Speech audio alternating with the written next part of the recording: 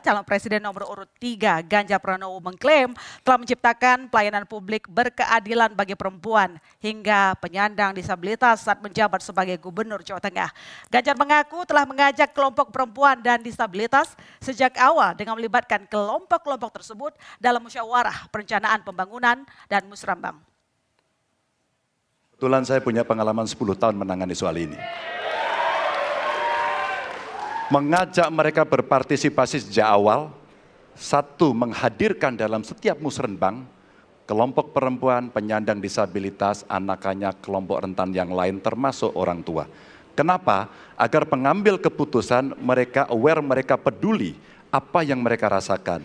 Kesetaraan dalam perencanaan pembangunan itulah yang kita harapkan bisa merepresentasikan apa yang mereka harapkan. Sehingga fisiknya kalau bangun mereka paham mana yang akan menggunakan sehingga tidak ada lagi protes pada soal itu. Kedua, dari sisi aparaturnya mesti ada kontrol publik.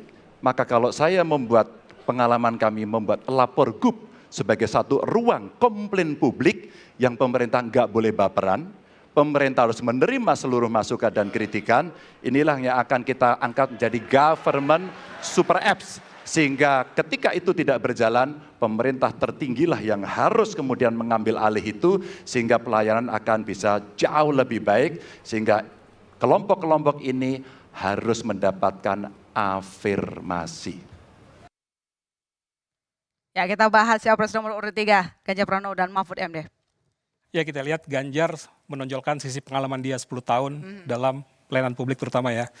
Dan dia mengeklaim bahwa sudah melibatkan berbagai pihak, terutama kelompok-kelompok rentan, disabilitas, dan perempuan. Tapi kita lihat juga bagaimana sebenarnya faktanya. Bagaimana faktanya?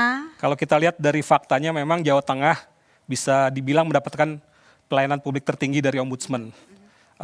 Dari 35 kabupaten, ada 34 yang masuk zona hijau. Jadi bisa dibilang baik lah ya, dari 34 dari 35. Tapi ini juga tentunya ada catatan ya, bahwa Ganjar harus meningkatkan, maksudnya Jawa Tengah ketika itu harus meningkatkan akses untuk disabilitas. Jadi itu masih jadi catatan juga dari Ombudsman Jawa Tengah.